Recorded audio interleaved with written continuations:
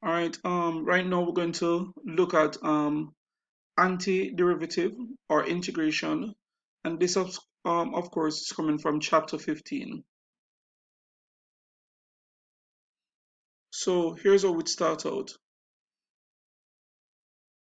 I would start out by saying that antiderivative or integration is the name given to the process of reversing differentiation. So antiderivatives or integration is the name given to the process of reversing differentiation. So for example, if f of x is equal to x to the fourth power, f prime of x, which is the first derivative, is equal to 4x cubed. So that would be a power derivative. The power goes to the front and the power decreases by 1. Now, the integral, therefore, of 4x to the cube would be equal to x to the fourth. And that is, of course, viewing integration as a reverse differentiation.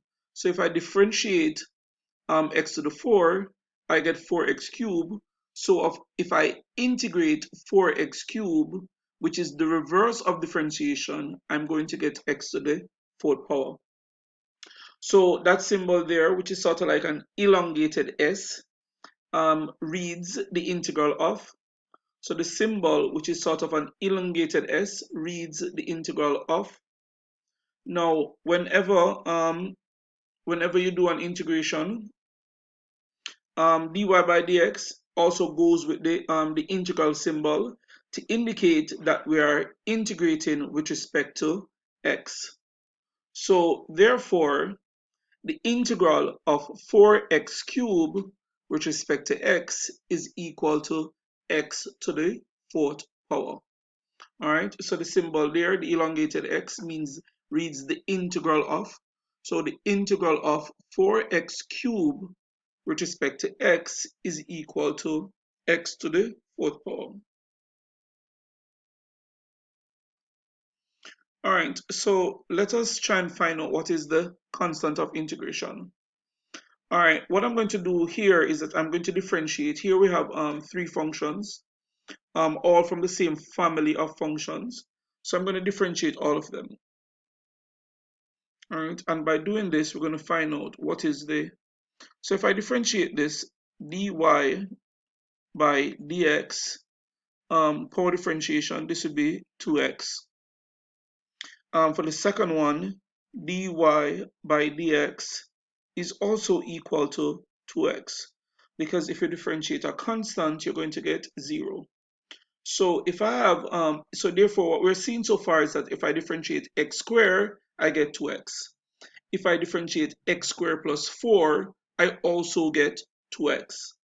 Now if I differentiate, so let's differentiate dy by dx, x squared to plus 200 is also equal to 2x. All right. So what is the results here? What are we seeing? All right, here we're seeing that whenever we add a constant to x squared and differentiate, we get the same result of 2x.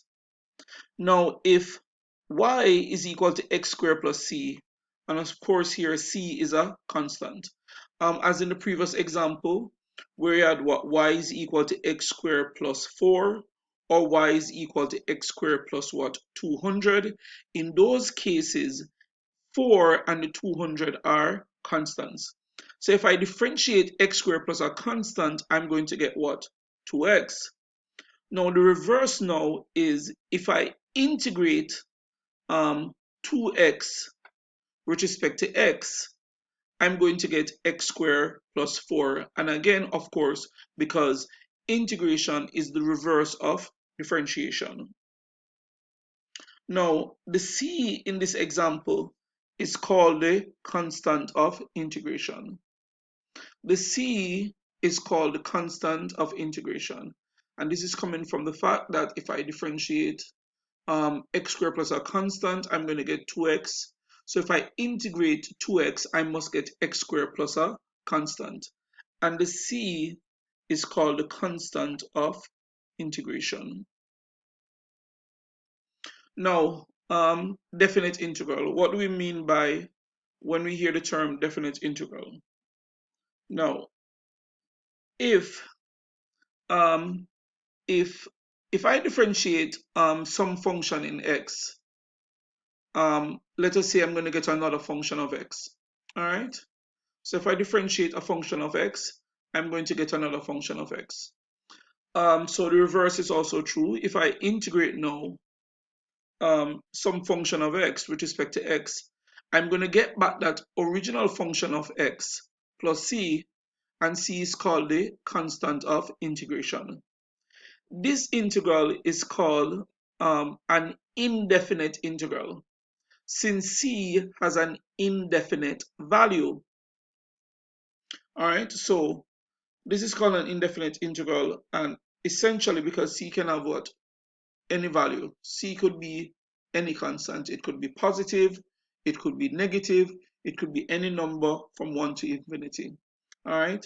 If I differentiate some function with x, some function in f plus a constant, I'm going to get a function of x. And if I do the reverse, I'm going to get back a function plus c, which is the constant of integration.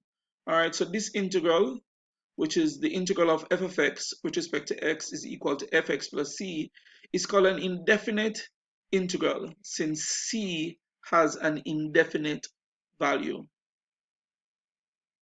Now, the indefinite integral of a function is the family of all derivatives of that function. The indefinite integral of a function is the family of all derivatives of that function. All right, so this would sort of like be our introduction to integration.